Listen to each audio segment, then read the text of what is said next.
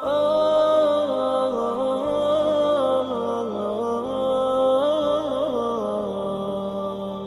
اللہ الرحمن الرحیم۔ میرے محترم اور مکرم بزرگوں، دوستوں اور ساتھیوں، میرے پیارے مسلمان بھائیوں، یہ نہایت ہی پرفتن دور ہے اور ہم نرے فضول اختلافات میں لگے ہوئے ہیں۔ اتنی بڑی بات نہیں اور ہم نے اس بات کو بہت ہی اچھالا ہوا ہے۔ اللہ تعالی ہم سب کو سمجھ عطا فرمائے۔ پہلی بات یہ ہے کہ آج کا جو یہ پروگرام ہے، ہمارے جو اہل حدیث بزرگ ہیں، ساتھی ہیں، دوست ہیں، ان سے نہایت ہی پیارے انداز سے، محبت کے انداز سے گفتگو کرنی ہے۔ تو پہلی بات تو یہ ہے کہ مسلمان کون ہے، اہل حق کون ہے، ہم کس کے پیچھے جائیں، جنت میں کون جائے گا؟ تو اس کا جواب یہ ہے، عوام پوچھتی بھی ہے کہ بہت سارے مقاطع فکر ہیں، لوگ کہاں جائیں، کس کی بات مانیں، کون مسلمان ہے، کون کافر ہے؟ تو اس کا جواب نہایت ہی آسان ہے۔ جو حضرات قرآن کو مانتے ہیں، حدیث شریف کو مانتے ہیں اور ختم نبوت کو مانتے ہیں، وہ مسلمان ہیں۔ قرآن، حدیث، ختم نبوت، جو یہ تین چیزیں مانتے ہیں وہ مسلمان ہیں، اور سب مانتے ہیں، لہذا سارے مسلمان ہیں۔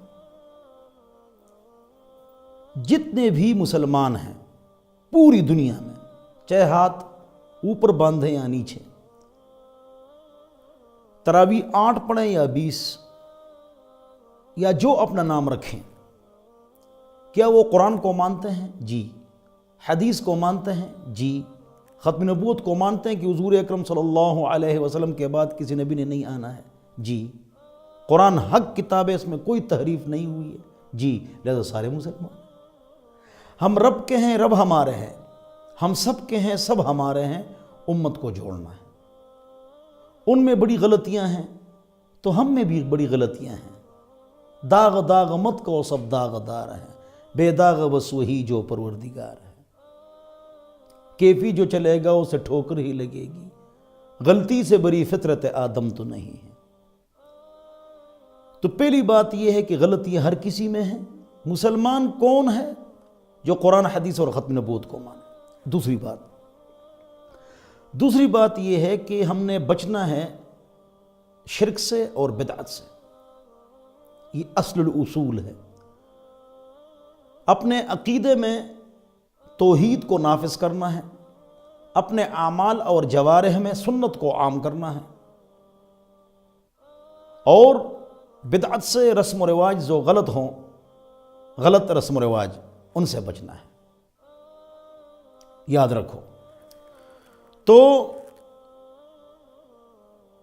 توحید پر اگر آپ چلیں گے، میں چلوں گا، تو پاک نبی کی شفاعت ملے گی صلی اللہ علیہ وسلم، اور اگر عقیدے میں شرک ہوگا تو نبی علیہ السلام کی شفاعت نہیں ملے گی۔ ان لکل نبی دعوۃ مستجابۃ فتعجل کل نبی دعوتہ وان اختبأت دعوتی شفاعۃ لامتی یوم القیامہ من لا یشرک باللہ شیئا او کما قال، رواہ البخاری۔ بخاری شریف میں روایت ہے کہ ہر نبی کی ایک دعا ضرور قبول ہوتی ہے۔ ہر نبی نے وہ دعا کر لی، فارغ ہو گئے، انتقال فرما گئے، وفات ہو گئے۔ میں نے اپنے دل میں وہ دعا رکھی ہے، حضور فرماتے ہیں صلی اللہ علیہ وسلم، میں نہیں کروں گا اس دنیا میں، آخرت میں کروں گا کہ یا اللہ جتنے یہ گناہگار سامنے کھڑے ہیں، کافر مشرک جہنم میں، نیک ولی جنت میں، ہمارے جیسے گناہگار وہاں کھڑے ہوں گے، حضور اکرم صلی اللہ علیہ وسلم ان کے لیے شفاعت کریں گے، شفاعتی لأہل الکبائر، اور حضور اکرم صلی اللہ علیہ وسلم کی شفاعت سے سارے گناہگار جنت میں چلے جائیں۔ یہ بخاری شریف کی صحیح حدیث ہے، اور یہ نہایت ہی خوشخبری والی حدیث ہے۔ لیکن من لا یشرک باللہ شیئا، شرط یہ کسی کو اللہ کے ساتھ شریک نہ ٹھہرائے، شرک سے بچنا ہے۔ عقیدے میں شرک ہوگا، نبی علیہ السلام کی شفاعت نہیں ملے گی۔ لہذا شرک پر بہت لمبی تقریر کی ضرورت نہیں ہے، آسان ہے۔ بت کو سجدہ کرنا شرک، زندہ بزرگ کو سجدہ کرنا شرک، مردہ بزرگ کو سجدہ کرنا شرک، قبر کو سجدہ کرنا شرک، اور غیر اللہ کو دور سے آواز دینا اللہ کے علاوہ کسی غیر کو کہ یہ میرا مسئلہ سن سکتا ہے اور سنتا ہے اور میری مدد پر قادر ہے ہر وقت، یہ بھی شرک ہے۔ مثلا یا ابا بکر بیٹا دے دو، اے ابو بکر رضی اللہ عنہ بیٹا دے دو، یا عمر اے عمر تو مشکل کشا ہے، یا عثمان اولاد دے دے، مثال دے رہا ہوں۔ اب یہ تینوں بزرگ بڑے صحابہ ہیں لیکن مشکل کشا نہیں ہیں، حاجت روا نہیں ہیں، عزت اور ذلت کے مالک نہیں ہیں، خزانہ یہ نہیں دیتے ہیں، کشتی یہ پار نہیں لگاتا ہے۔ تمام بزرگ جو عوام الناس سے مشہور ہیں کہ فلانا بیٹا دیتا ہے، فلانا خزانہ دیتا ہے، فلانا مشکل کشا ہے، فلانا بزرگ اولاد دیتا ہے، تو جب یہ بزرگ نہیں تھے اور یہ دنیا تھی تو اولاد کون دیتا تھا؟ اللہ۔ اور خزانہ کون دیتا تھا؟ اللہ۔ مشکل کشا کون تھا؟ اللہ۔ موت اور حیات کا مالک کون تھا؟ اللہ۔ تو اب جب یہ بزرگ آ گئے تو اللہ کی چھٹی ہو گئی؟ نہ، اللہ ہی خیر و شر کا مالک ہے، اور وہ خالق ہیں، ہم کاسب ہیں، اور اللہ ہی سے مانگو جب بھی آپ پر کوئی مسئلہ آئے۔ بدعت سے بچنا ہے۔ 220 ہجری کے بعد ایسا کوئی کام جو حضور، صحابہ، تابعین، تبع تابعین کے زمانے میں نہیں تھا، دین کا کام، اور دین سمجھ کر اس کو کیا جائے، ثواب سمجھ کر، تو یہ بدعت ہے۔ جس طرح عید کے لیے اذان نہیں تھی، کوئی دے دے، مغرب کی 3 رکعت فرض ہیں، کوئی 4 شروع کر لے، تو یہ بدعت ہے۔ جو لوگ بدعات کرتے ہیں وہ یہ کہتے ہیں کہ یہ جو بدعت ہے نا، یہ کام جو کر رہے ہیں یہ اچھا کام ہے، نبی علیہ السلام نے منع نہیں کیا ہے، اور ہم کوئی گالیاں تو نہیں دے رہے ہیں۔ بس اس کا ایک ہی جواب ہے، 4 رکعت فرض مغرب کی شروع کرو، عید کے لیے اذان اور نماز کے لیے اقامت کہو، عید کی اذان کے لیے، عید کی نماز کے لیے اقامت کہو، کوئی بھی نہیں دیتا ہے، لیکن کسی نے شروع کر لیا تو ٹھیک ہوگا یا غلط ہوگا؟ اچھا کام ہے، نبی علیہ السلام نے منع بھی نہیں کیا ہے، اور گالیاں بھی نہیں ہے، بلکہ اقامت اور اذان ہے تو دے دو۔ نہیں، یہ بدعات ہے۔ یہ بہت سارے فرقے اور جماعتیں کیوں بنتی ہیں؟ جب شرک آتا ہے نیا فرقہ بنتا ہے۔ مثلا کچھ لوگوں نے عید کی اذان شروع کر دی تو نیا فرقہ بن گیا۔ لوگ کہتے ہیں اتفاق ہونا چاہیے، سب کہتے ہیں، یہ اتفاق ہے کیوں نہیں؟ اس کی وجہ یہ ہے کہ جب شرک اور بدعت یہ 2 چیزیں آتی ہیں، نئی جماعت بنتی ہے، نیا فرقہ بنتا ہے۔ سوچ لو، اللہ ہم سب کو سمجھ عطا فرمائے۔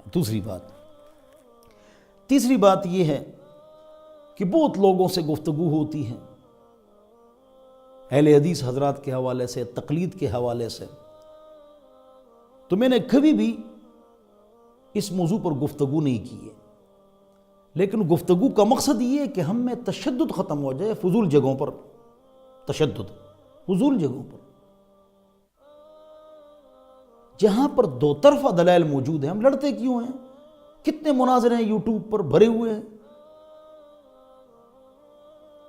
یک طرفہ مطالعہ لوگوں کو ہم دے رہے ہیں، 2 طرفہ نہیں۔ تو ہم کو سمجھنا چاہیے کہ جن باتوں پر اتفاق ہے، 2 طرفہ اتفاق ہے، اور کتنا ٹائم مناظروں پر ضائع ہوتا ہے۔ اس کی ایک مثال میں آپ کو دیتا ہوں۔ اللہ اکبر سے لے کر سلام تک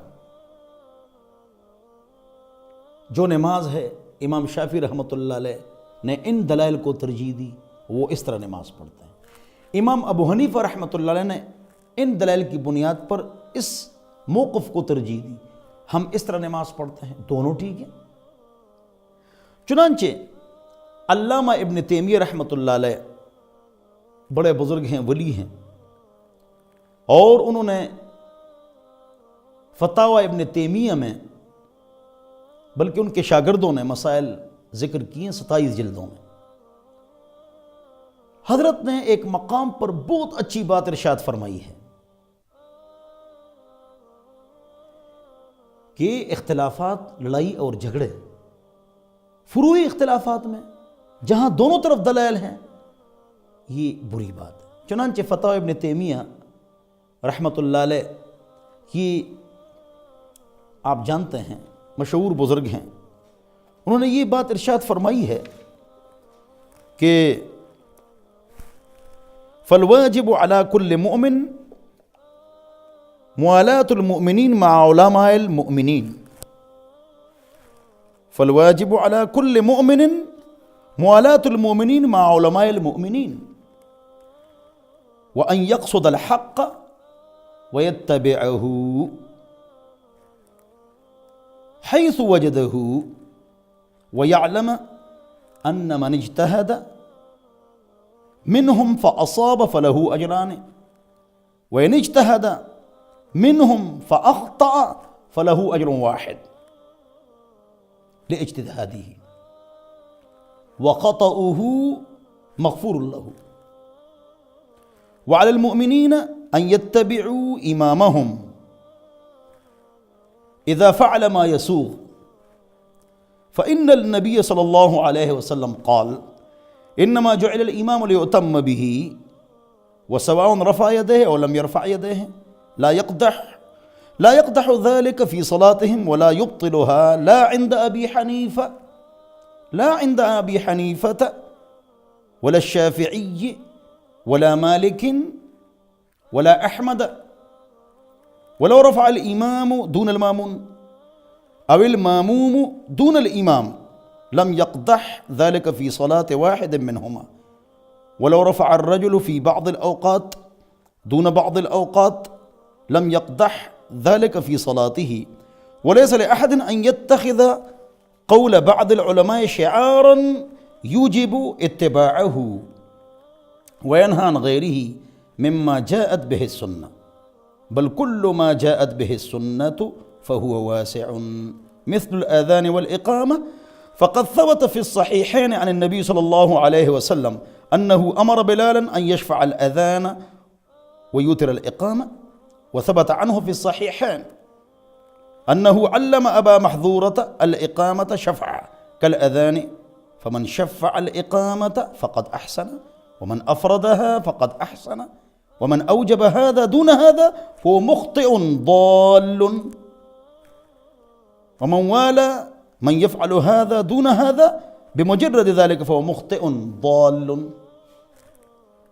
اب ابن تیمیہ رحمہ اللہ جو عظیم محدث، فقی، حملی عالم دین ہیں، وہ فرماتے ہیں کہ تمام مسلمانوں پر لازم ہے کہ مسلمانوں کے علماء سے محبت کریں اور حق کا قصد کریں اور اس کی اتباع کریں جہاں وہ پالیں،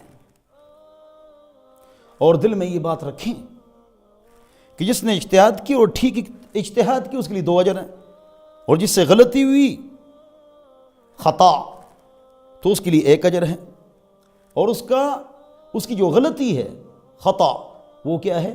معاف ہے۔ اچھا، فرماتے ہیں کہ اس سے غلطی تو ہو گئی اور آپ غلطی کے پیچھے جا رہے ہیں، جواب، وہ مسئلہ قرآن حدیث میں ہے ہی نہیں کہ پانی میں، شوربے میں اگر مکھی گر جائے تو 3 مرتبہ غوطہ دے کے گرا دو، فَامْقُلُوا ثُمَّ امْقُلُوا فَإِنَّ فِي إِحْدَى جَنَاحَيْهِ دَاءٌ وَفِي الْأُخْرَى شِفَاءٌ۔ لیکن جہاں پر دلیل نہیں ہے، جگنو گر جائے، پتنگ گر جائے، پسو گر جائے، کھٹمل گر جائے، تو پھر کیا کریں گے؟ وہ تو اللہ کو پتہ چلے گا کہ یہاں حق پر کون ہے، اس لیے کہ مسئلہ تو قرآن حدیث میں صراحتاً ہے نہیں۔ یا ہے مسئلہ، لیکن دونوں طرف ریفرنسز حوالے ہیں، رفع دین کی بھی، ترک رفع دین کی، آمین آہستہ بھی، اونچی آواز سے بھی۔ حضرت فرما رہے ہیں، یہ جو جتنی مثالیں حضرت نے دے دی، دونوں طرف دلائل موجود ہیں، ہم کیوں لڑیں؟